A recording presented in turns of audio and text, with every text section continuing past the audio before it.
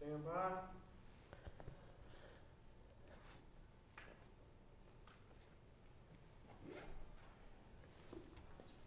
Video in 3, 2. Moonstone Arts and PhillyCam present a live monthly poetry talk show and open mic series. Who do you love? Get inside the heads of local poets and writers you admire, and stay for a live broadcasted open mic, where you can show who you love live on stage. Who Do You Love is held every first Tuesday of the month at PhillyCam Studios. Doors open at 5:30 and starts at 6:30. This event is free and open to the public. Hold fast to dreams, for if dreams die, life is a broken-winged bird that cannot fly. The poet of the month is Langston Hughes, an American poet, social activist, playwright, columnist, and novelist. Who do you love? Join us in person, on our channel, 10, or online. 9, 8, 7, 6, 5, 4, 3. Good evening and welcome to Who Do You Love? This is our first program. It's actually being sponsored by Moonstone, and a big shout out right away to Warren Longmire for actually putting this together. He couldn't be with us here tonight. My name is Elijah Pringle, and I'll be your host. And today, discussion will be about the works of Langston Hughes, as well as whether he is still relevant or whether he's passé. So tonight's panelists will introduce themselves. We'll start with the young lady beside me. Hello, everyone. I'm T.S. Hawkins. I'm an international author and performance poet. Hello, my name is Kerwin Sutherland. I'm a clinical research professional and performance poet. Hi, I'm Bruce Robinson. I am the founder and director of Fresh Visions Youth Theater, an African-American theater troupe of young kids that do performances throughout the year. I welcome you all. Thank you. Now let's just jump into the arguments. Okay. But anyway, I often say that Langston Hughes, similar to, I would say, Martin Luther King and even Malcolm X, there's a point where there's what they were, and then they fall into folklore and legend. So hopefully tonight, we're going to sort of like talk about who he really was. And I think the same thing is true with King. When you take away the legend and you see the man, you become even more amazed. Right. So I'm just going to start off with you. What draws you towards Langston Hughes, or what repels you from Langston Hughes? I see you started with ladies first. Yes, ladies first. Well done. I am drawn to Langston Hughes. I'm not on the passé side, considering, especially with the social climate the way it is right now. Stuff that he wrote about in the 1930s, 1920s is not only relevant, it's ironically sad that it's still poignant. He just has this penchant to talk about the tragedies of life. We were talking in the green room how I compared him. He's kind of like the Black Arthur Miller in the sense of like he takes the tragedies, small tragedies of life, and like, you know what? There'll be a silver lining somewhere, but you just have to be willing to go through it and find it. Okay. Yeah, I was one of those people who kind of saw him as, this is like the black poet who they let into the European canon. Like that's kind of how I saw him at first. So I was a Baraka baby. I'm a huge Amiri Baraka fan, and so I think how it's presented in like black nationalism. Like when you ascribe to that, it's like this whole rejection of like somebody like Langston Hughes and this embrace of somebody like Amiri Baraka, but both can exist, and so with this particular event, like I was able to really delve into Langston Hughes, and what I found was like his poems are like a soundtrack of Black life, and what I found is like I was able to see my journey, my historical journey, through his, and another thing is structurally it's really kind of loose for me. So even like I can look at a poem and I can like insert my own, play with my own language within his poem as opposed to a denser, poet. So Understood. Langston Hughes. This is interesting because this argument's been going on whether or not Langston Hughes is relevant since the late 60s. Yes. When that new wave of black poets burst onto the scene, like Baraka, Sonia Sanchez, and some of the others. And I will say now what I said then, as a, what was I, 30-something-year-old, whatever, that not only is he relevant, he is eternal. Langston Hughes' work speaks to all generations, all people, especially to black people. He articulated the experience of black people, and he went where they were. And he did it with lyricism, with drama, with intense honesty. I mean, a poem like Christ in Alabama, written in 1931, and which I will read a little later. It's a short piece. When people say he's not relevant, I'm saying, listen, look, read that poem, 1931, where for even thinking things like that could have gotten you lynched. This man was out there in the forefront. And quite from being passé, I use Langston Hughes to teach my kids drama. And I use a lot of his poetry. I have some people in the audience that can attest to this. They relate so strongly to him. And these are kids 6, 7, 8, 9 to like in their teens. So no, Langston Hughes is not passé. Navy, we are looking at him in a passé way. Okay. Now, I know that during the time that he was writing, a lot of the black intellectuals were not very fond of Langston. Actually, one of them referred to him as the poet laureate of Harlem. Exactly. And because of the fact that he, as you just mentioned, he kind of dealt with the everyday existence of blacks. Some actually criticize him for saying that, you know, it's bad enough that the white writers were seeing blacks in a less than noble way, and here he is holding us up in a way that was less than noble. I'm going to ask you a question. For me, when I read that, he reminded me of rappers. Well, yeah. So in a way, Langston was. I'm going to start with you, Kerwin. Yeah. Among rappers, do you think that Langston has had an influence on rappers? Because once again, it's about telling a story that nobody wants to hear. Right. Yeah, and it is about that. And it was funny. I put up a Facebook status, and I put up this event, and I was like, Langston Hughes equals J. Cole, and I put a question mark. You know what I mean? Because I see similarities. You know, when I look at somebody like a J. Cole who speaks to the people, whose language or complexity isn't like on 100, you know, but who speaks directly to people and is very relatable. People look to his music like something like "Be Free" that J. Cole did on David Letterman. It was like, oh, like that's relatable. Like that just, and that's how Langston Hughes poetry is. Like you look at it and you may say, like the intellectual part of me looks at that his essay, "The Negro and the Racial Mountain," and says, well, some of it is pandering, some of it I don't quite. His argument isn't set up like, you know, like you look at certain things like that, but ultimately, like he has an audience. He does. With a wide swath of people, you know, in Black America. And I think when you're talking about rappers, like that's all they did. That is their basis. We show what is there. You know, when you talk about gangster rap, like that's what it was. You know, we show what we see. And that's what Langston Hughes did. Yes. Bruce, I'm just curious.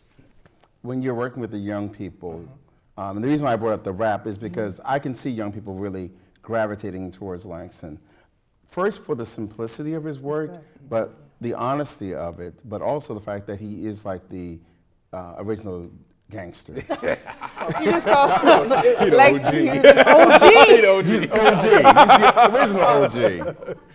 The thing about it, Elijah, is that he went to where the people were, but what he did, he made them.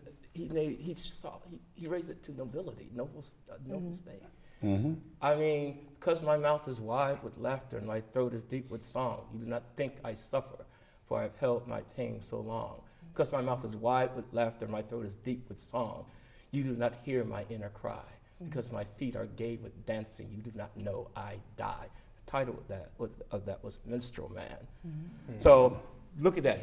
The minstrel. Think about minstrel, the blackface, or even blacks wearing blackface.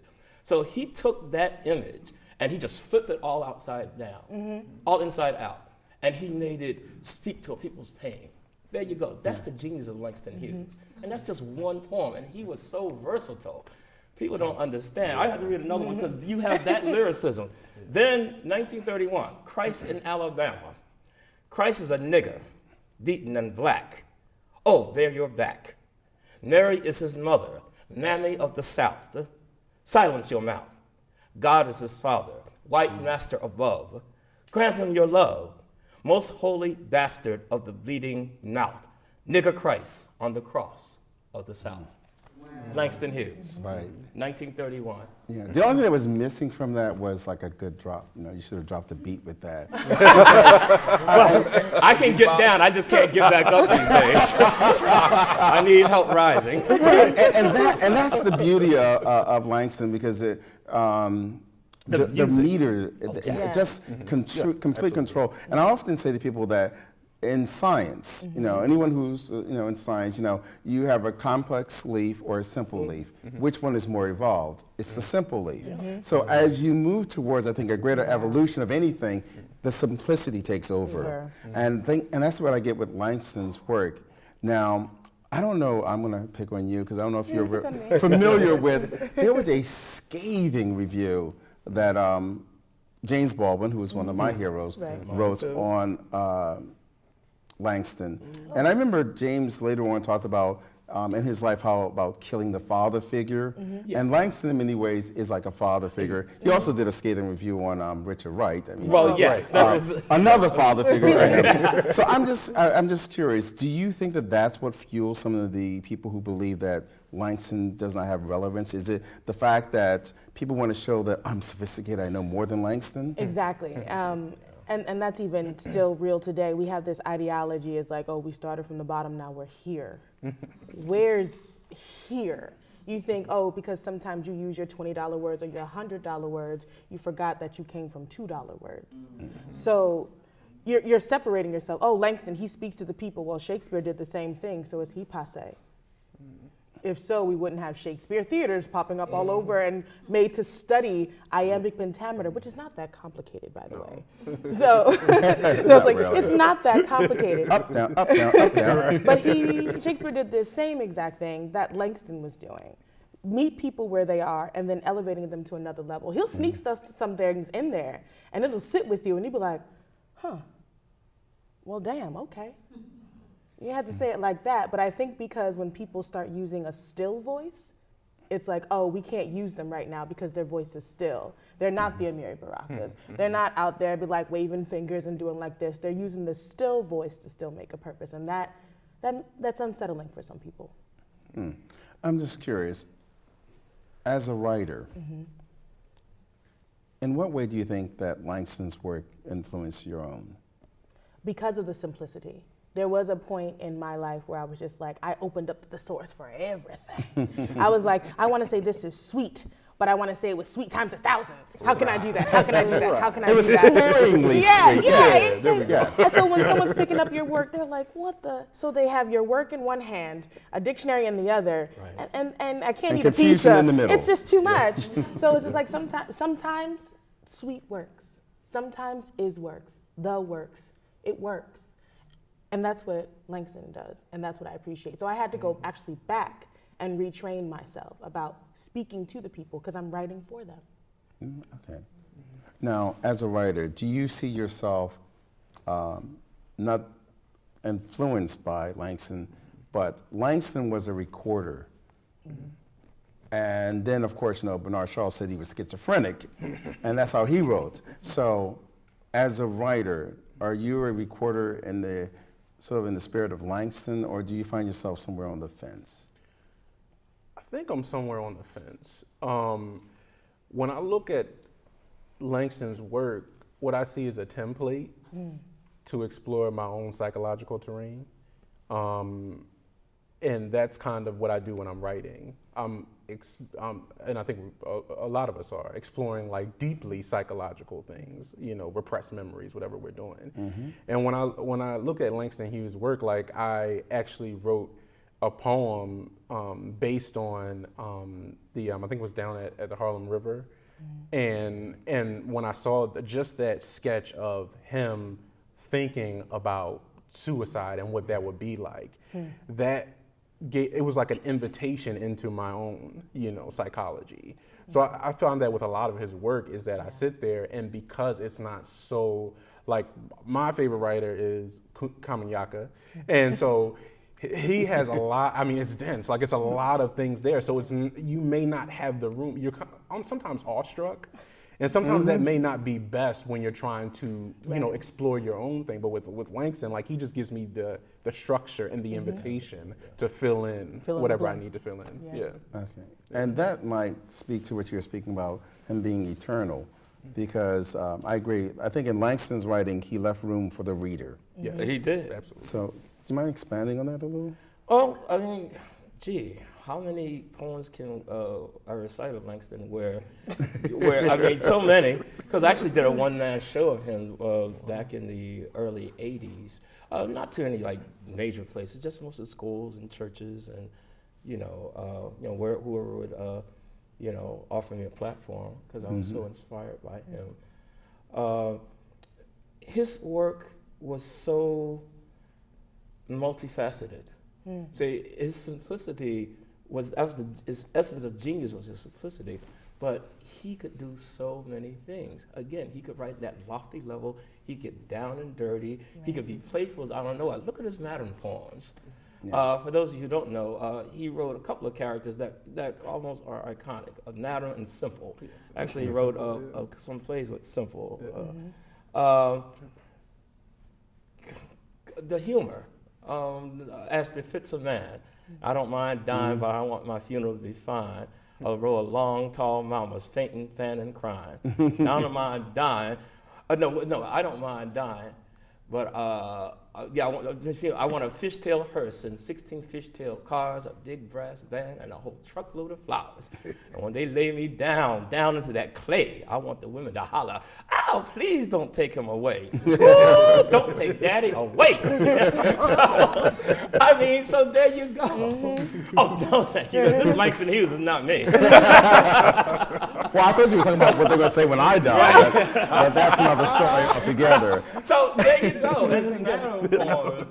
My name is Johnson Alberta K. The Madam stands for business. I'm smart that way.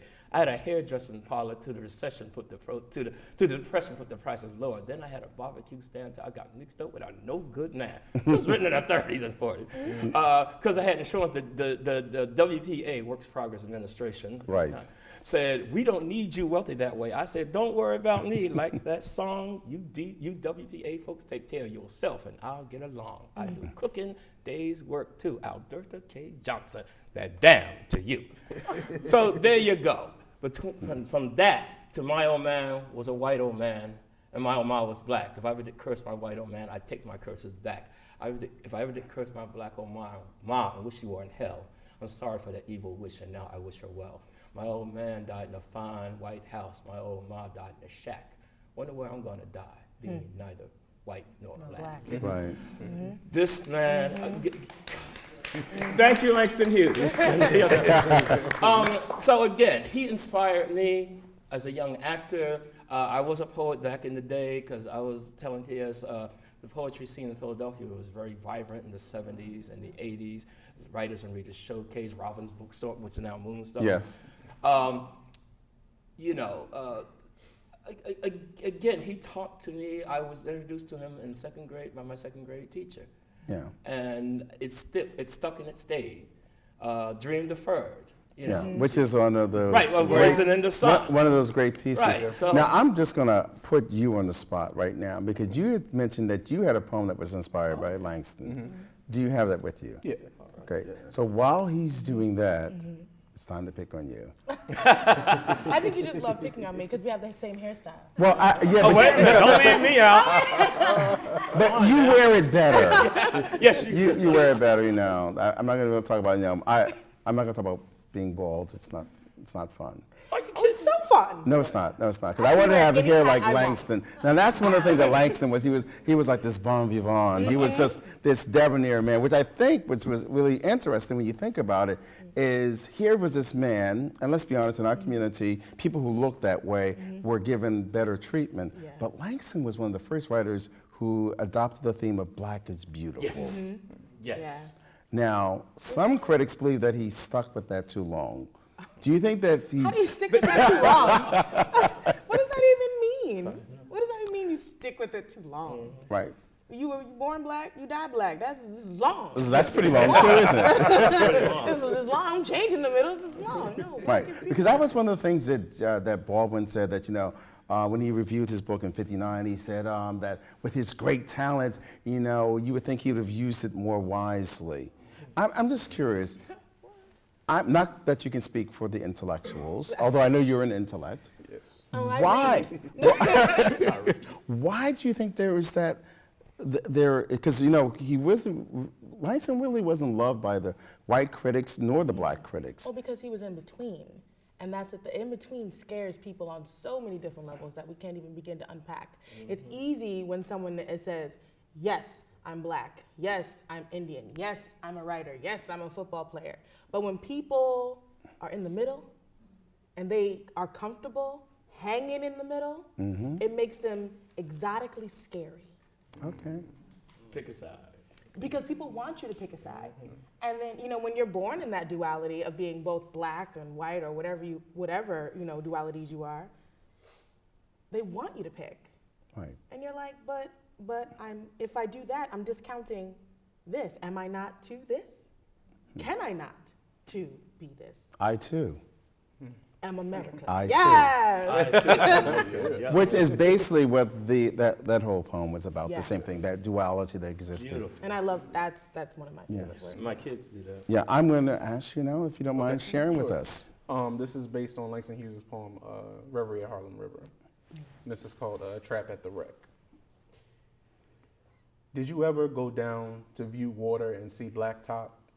Sneakers pounding, sun to not sun, swings hanging on the edge of talking crack vials. Ever sit on the bleachers and stare through steel mesh? Try to push your brain through holes that won't budge? Think hard. Children scream, think hard. Down at the playground, bullets hum. Preacher crescendos when blood catches a Coogee maze. Brown faces turn down.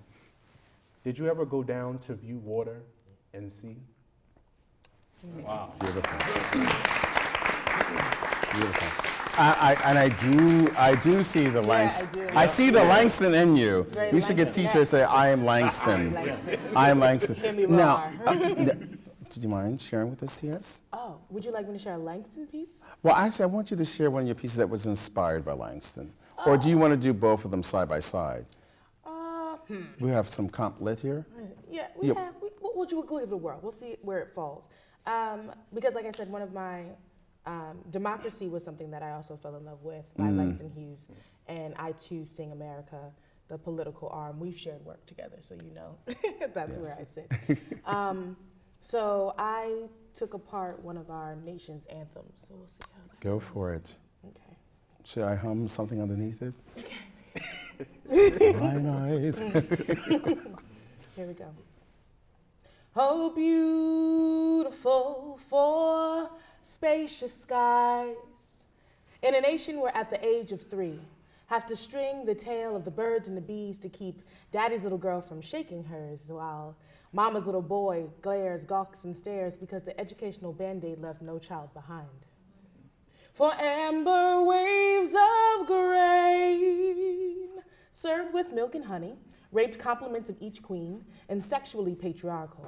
We'll never forget how those gams did fall, and Lady Liberty hung her head in shame, and the war was not her bidding at all.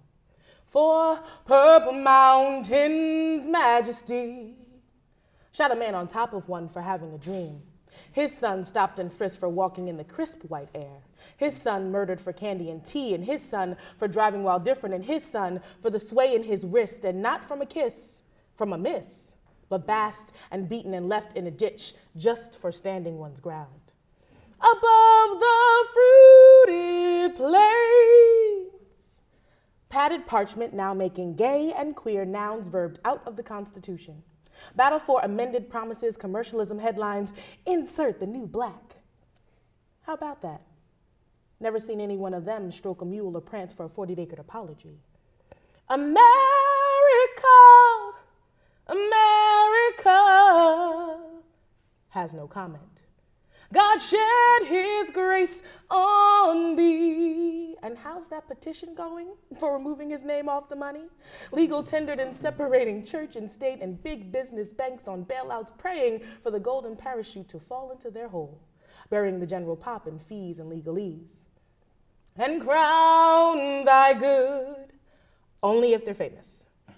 Adopt international children, rap auto-tune progress, and willing to twerk and sambo for Instafame to keep the revolution from being televised on the Wheaties box.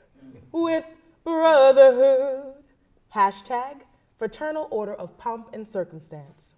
From sea to shining sea.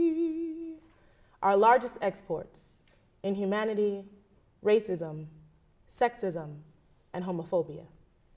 How beautiful.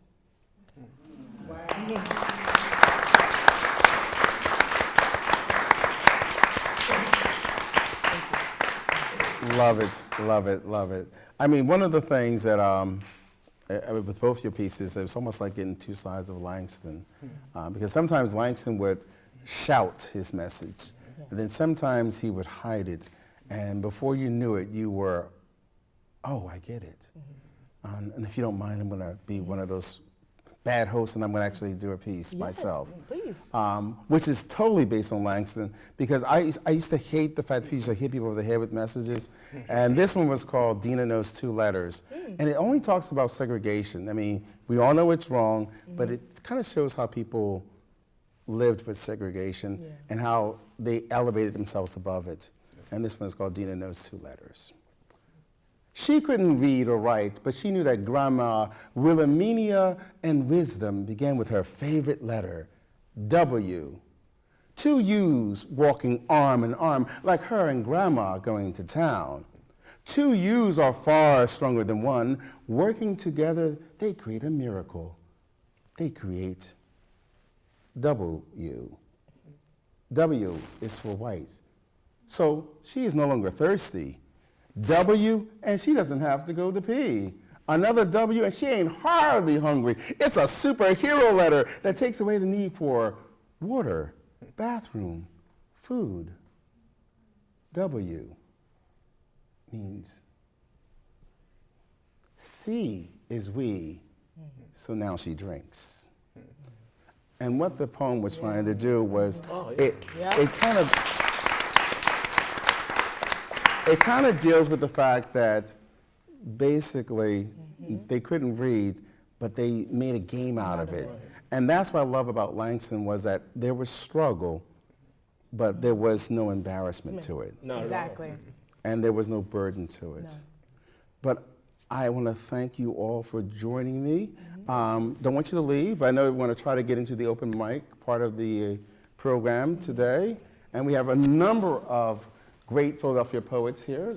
So actually, I'm going to start right now by introducing the very first one. She is a mentor and a friend. And sometimes it's hard to tell which is which, but usually it's mentor, and then after my ego's okay, then she's my friend. I would like to, Renette, do you mind joining us?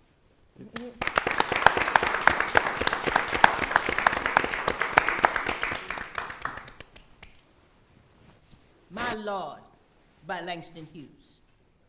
My Lord ain't no stuck-up man. My Lord, he ain't proud. When he goes a walking, he gives me his hand. You, my friend, he loud. My Lord know what it was to work. He knowed how to pray. My Lord's life was trouble too. Trouble every day. My Lord ain't no stuck-up man. He's a friend of mine. When he went to heaven, his soul on fire, he told me I was going. He said, sure, you'll be with me and be my friend through eternity. My Lord ain't no stuck-up man. What did you make roaches for? By Runette Nia Ebo. Lord, you may think I'm being silly, but I really gotta know, if all your creatures got a purpose, what you make those roaches for? If they was put here for a reason, then I won't kill none no more. But I sure can't stand them crawling all across the kitchen floor. Whenever I turn my light on, they come out from everywhere. Now, if they's doing your will, Lord, well, then I wouldn't care. But they crawl in all the cabinets and all up and down the wall, and I spray them with that bug away, and them roaches, they don't fall.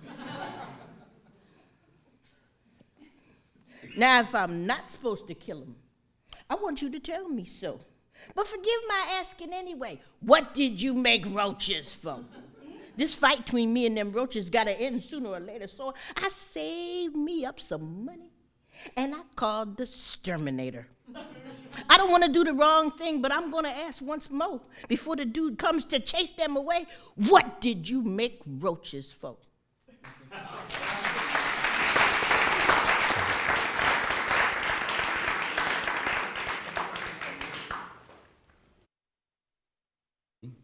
I'm Victoria Huggins Purifoy. As I Grew Older by Langston Hughes. It was a long time ago. I have almost forgotten my dream, but it was there, then, in front of me. Bright like a sun, my dream, and then the wall rose slowly, slowly, between me and my dream. Rose until it touched the sky, the wall, shadow. I am black. I lie down in the shadow, no longer the light of my dream before me. Above me, only the thick wall, only the shadow, my hands, my dark hands, break through the wall, find my dream. Help me to shatter this darkness, to smash this night, to break this shadow into 1,000 lights of sun, into 1,000 whirling dreams of sun.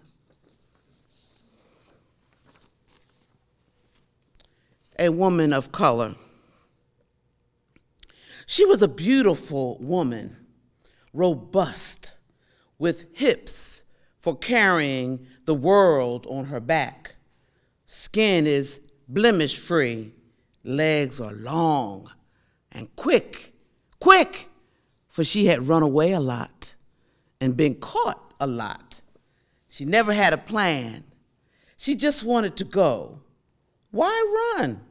She had food and clothing, but she ran from abuse. Tired of bearing and never seeing and keeping her children. Tired of a man who ain't her husband seeking her out so he could have his way with her.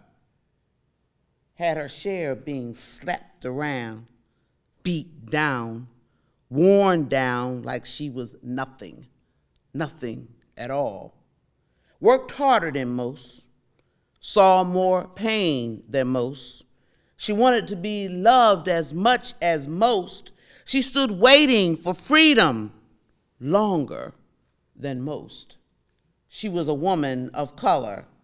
Her value was a commodity in some place. You see, she was sturdy and strong like an ox, they said. She brought a good price. If she was a young virgin, her price was high. If she was a little older, she was a good suckling for a child that wasn't her own. You see, she couldn't even have a church wedding. She went from single to married by jumping the broom. She worked harder than most. She saw more pain than most. She wanted to be loved as much as most. She stood waiting for freedom longer than most. She was a woman of color.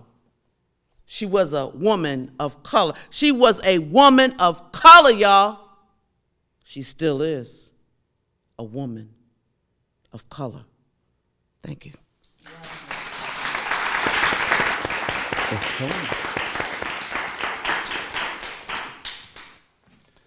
Hi there, good evening. I'm Michael Cohen, and I'm going to read Langston Hughes' poem, Democracy, and then one of my own.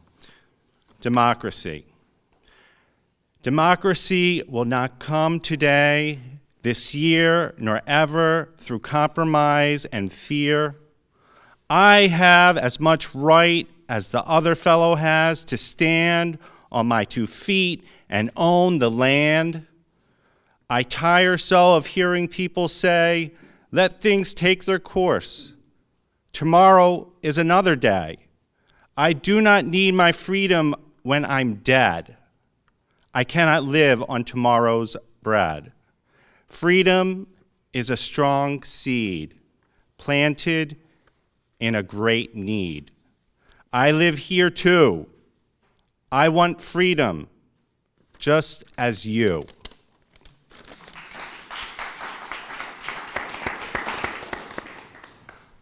And this is my poem. It's called It Stands.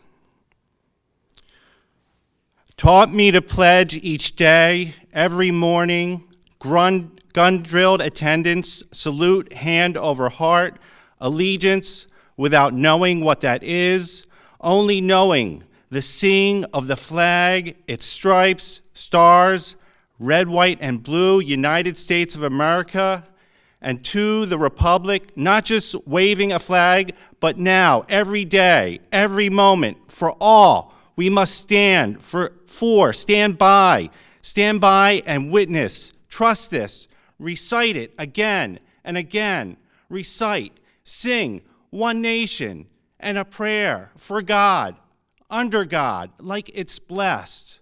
Holy right of this one, what is republic? No need to know. What is allegiance? Just pledge it. Pledge allegiance to the flag again, each morning, drilled again. Salute again. We, you, I, we are, follow, do, recite. Indivisible. We pledge, salute, stand, pray, without definition. With liberty in our all-white school. All stand, salute, pledge, white stripes, white stars, red, and justice, black, standing down in black schools. Not here, one nation, indivisible. White robes, burn black schools, united, pledge, red blood, 21-gun salute, graves, flag folding, for all. That rich republic, so promised with God and prayer and liberty and justice, United States, standing, facing the flag for which it stands, we mesmerized, loudspeaker playing, authority unseen, talk undefined, a loud blessing. How are we not standing together, indivisible? How are we praying justice, liberty, America? Flag of our fathers, flag of the Republic States. What is that not telling me, loudspeaker? Raise up the pole for which it stands, white trimmed grass, and always ending with liberty and justice for all. How could I not always want this dream beautiful and make sense of what everything else was not?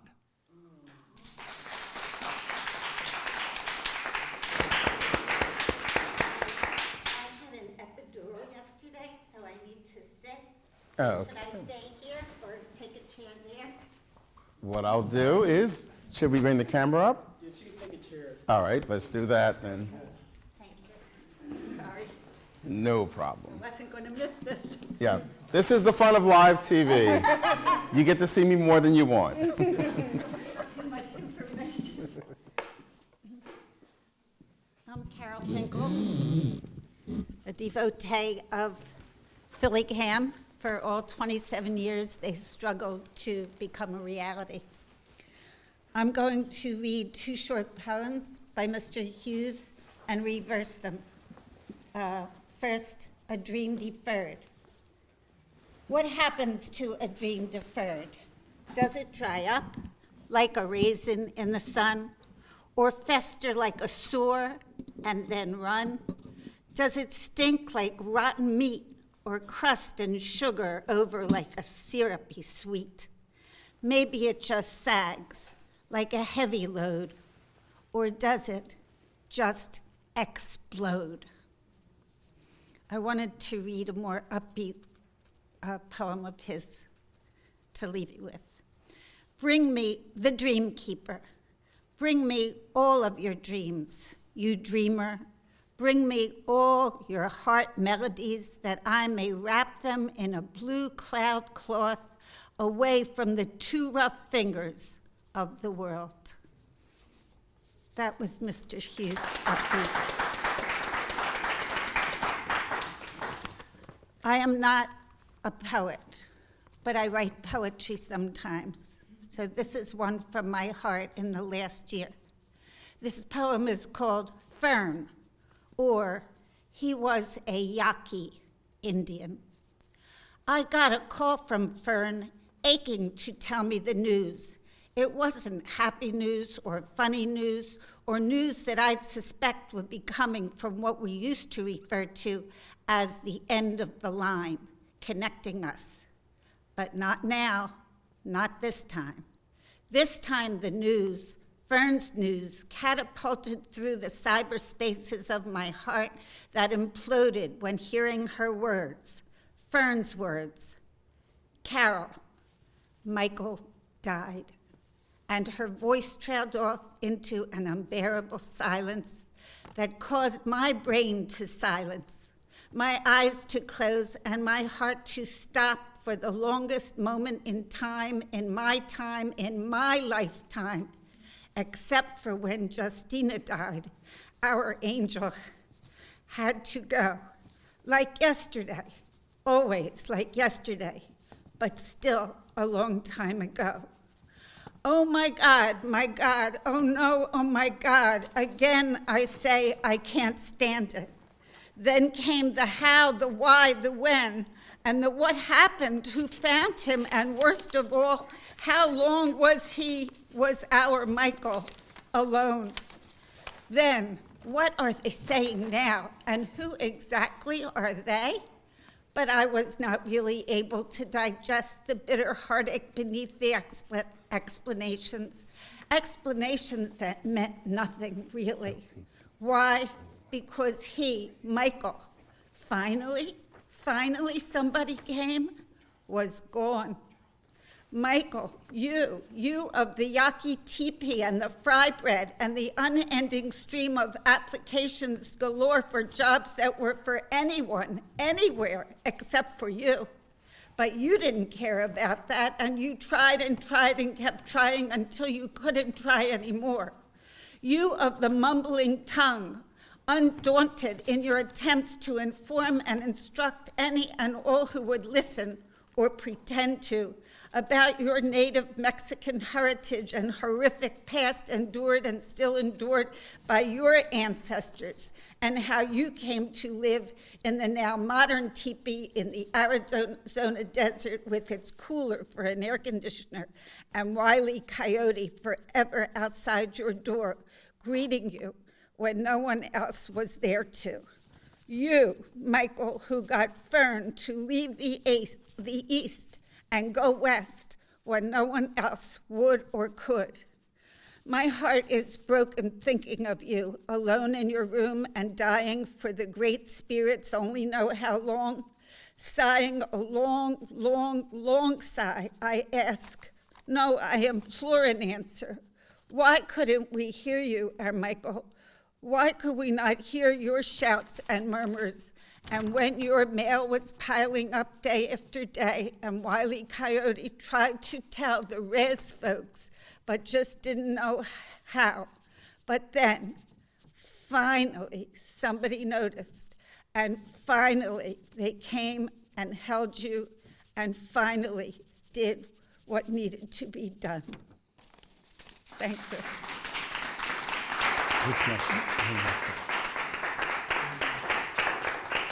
Amy?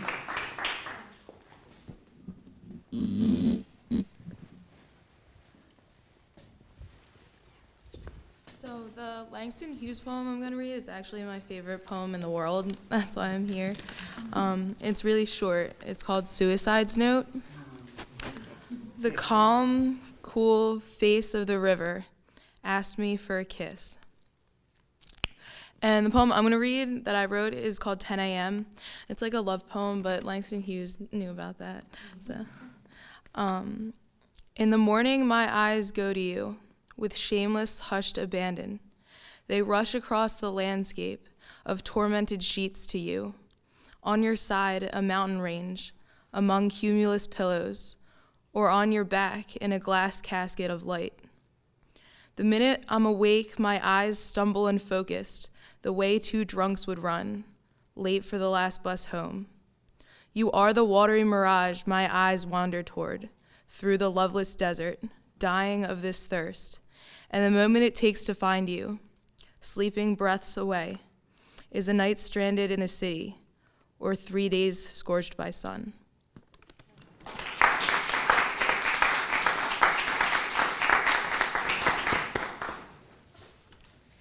The Langston Hughes poem I will be reading is called I Too. I too sing America. I am the darker brother. They send me to eat in the kitchen when company comes, but I laugh and eat well and grow strong. Tomorrow, I'll be at the table when company comes. Nobody'll dare say to me, eat in the kitchen then.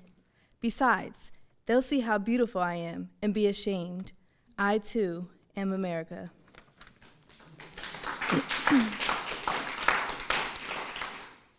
I am a victim of domestic violence. My boyfriend continuously tries to tell me that he loves me, but I want to tell you some of the stuff that he does to me. He beats me and hits me and insists that he's just here to protect me, but in reality, he's just protecting the people that oppress me. I can't even go to the store without him following me. Buying candy and juice is only okay if I'm not wearing a hoodie. Otherwise, he'll bully me and insist that I attacked him first.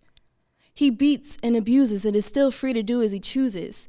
And then when I try to express my views in the constant bruises, he tells me that it's no big deal, that I'm just using my hue as an excuse. He shoots and kills without a care for our lives. Even when I have my hands up, he'll still aim and fire. He'll try to tear gas when we riot and say, because he's angry that we're united. He teams up with my Uncle Samuel, constantly putting me down with the help of my Uncle Thomas. But little does he know that the oppression is just a time bomb. You know, I never did tell you the name of my abusive boyfriend. Some say he died ages ago, but he is alive and active, and I want you to know that my abusive boyfriend, his name is Jim Crow.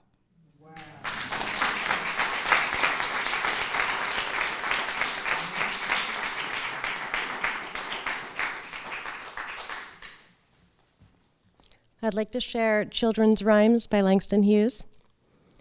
By what sends the white kids, I ain't sent. I know I can't be president. What don't bug them white kids sure bugs me. We know everybody ain't free. Lies written down for white folks ain't for us at all. Liberty and justice, for all. And I'd like to share the chorus of a poem I wrote called Fairy Tales. My poet name is Inner Light. My name is Lynn Rabchuk. Where are all the stories of the girls who aren't straight? Why is it only Prince Charming she will date? Where are all the stories of the girls who aren't white? The race with most power cannot fathom this plight. The girls of the world need to know they are unique. Their own thoughts, desires, they must learn how to speak. Instead of depending on daddy or their man, they have to be strong on their own as best they can. Why are all these princesses always pretty girls? Where's the ugly duckling with braces, glasses, curls? Why are all these stories of royalty and spells? The mundane, the ugly, and poverty won't sell.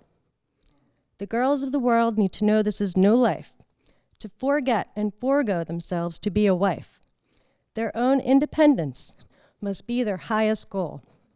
They'll be left with nothing if they accept these roles. Thank you.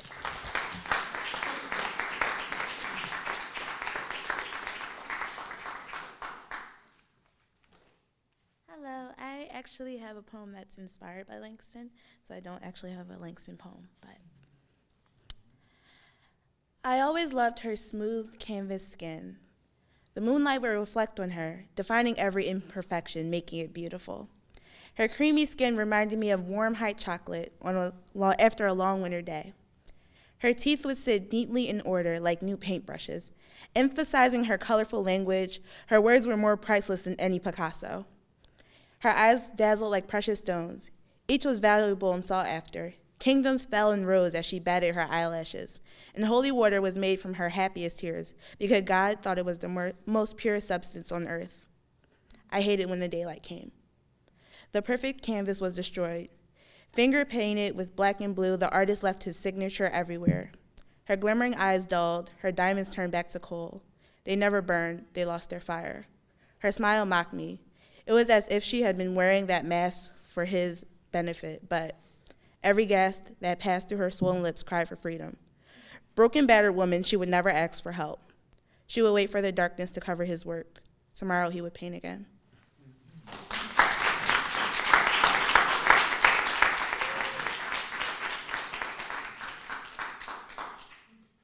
Actually, we have somebody who wanted to join us. I'll ask you to.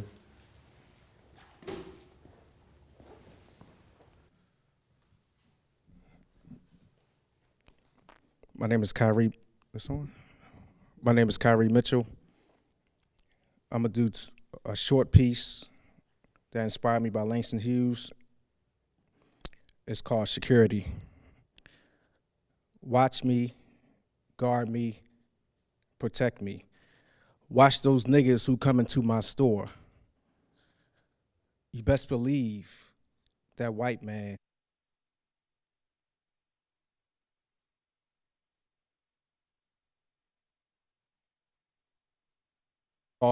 Law's Friend happened to 1998. It's a true story. I remember this day. I remember it clear as I was going home and going up my stairs. I laid down and I guess I didn't forget to just lock my door. But I remember hearing something like in the middle of the night. It was 2 a.m. on a Thursday night, and the sounds of footsteps didn't seem right.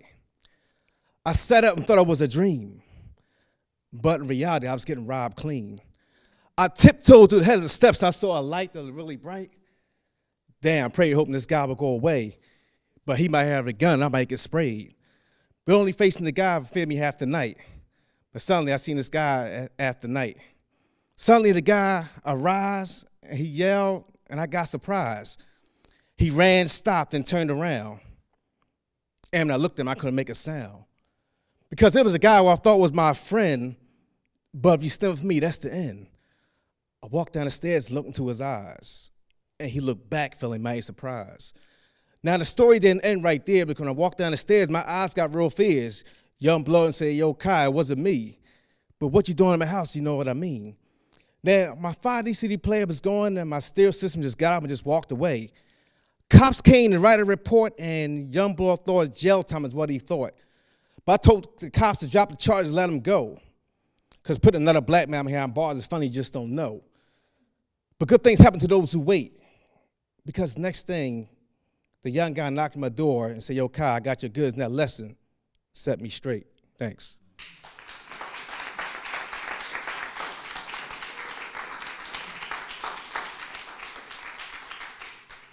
Well, I'm telling you, we're almost coming to an end. We get to spend a little bit more time together, but first I want to do a couple plugs. Plug time. First, for those of you that don't know, the first Wednesday of every month at Fergie's Pub, Moonstone has something that we call Poetic Quid Pro Quo, which is sort of like a spin on this show where basically someone else reads your work, then you read your work, and then we kind of discuss it. It's sort of like workshopping it without calling it workshop because Over drinks. Yeah, poets don't like to be workshopped. But actually every Wednesday there is an event that they have at Fergie's Pub. So please check Moonstone website so you can take a look at the coming events. Next month we will have again Who Do You Love? And ironic as it may be, one of the speakers or panelists will be my mentor, another mentor, Lamont Steptoe, and the discussion will be on a merry Baraka. Exactly. So how apropos. So now we're gonna, but you'll find out that there's room for everyone. There's room for everyone. As we wrap it up, I'm just gonna ask you all for some final thoughts on Langston, but I'm gonna make it difficult. I want you to give me no more than 4 words what Langston means to you. I'll start. Thank you. I can't measure it.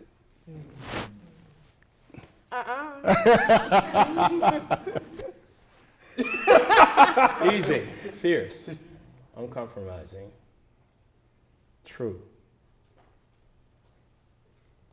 beautiful. Beautiful, amen. The tale never dies. The tale never dies, okay. Oh, man. Well, that's 2 words, amen, or, it depends, or 1, it depends. It Parallel depends. linguistics.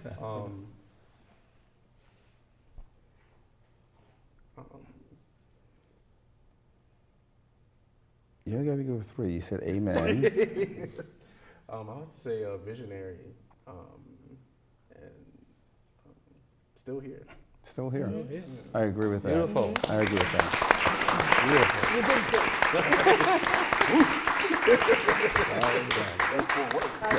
I know. See, I love doing this mean stuff because if I told you had more time, you would have taken more time to do it. So I'm just really mean. We need our words. Exactly. Well, the one thing that I always said about art is that art has, and I know people get tired of me saying it, there's only 2 reasons for art. There's only 2 purposes behind art. One is to show the world as it is and how it should be. And I think that the best writers will always do that. And I think that, as Bruce said, that was Langston. He showed you the world unabashedly. Unvarnished. And it just like, this is exactly, it was like, this is the raw deal, deal with it. And I think that that is, back to rap, I think that's what rap music or hip hop does at its very best. At its best. Yes. And I would love to, yes, this is to all those out there who do rap, like Gunner and some of the other rappers I know out there. I'm challenging you all. You want to sample beats.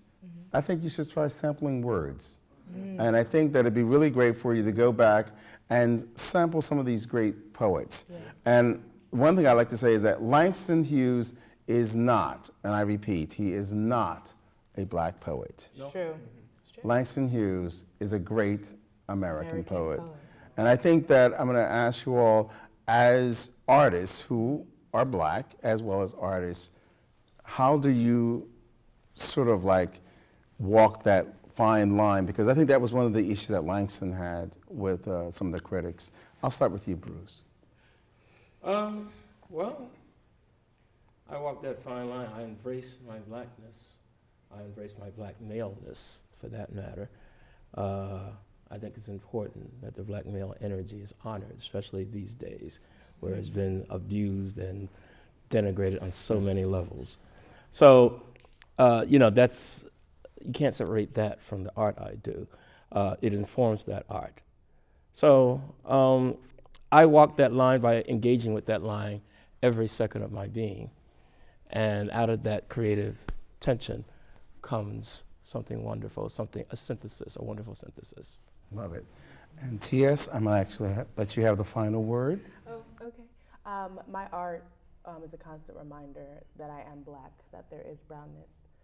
Growing up in a society that teaches you have to speak this way and walk this way, trying to erase whatever culture that may be innate, my art reminds me that I'm black, and it is beautiful. Oh, I love that. I wish I had said that. I wish I had said that. So please, do me a favor.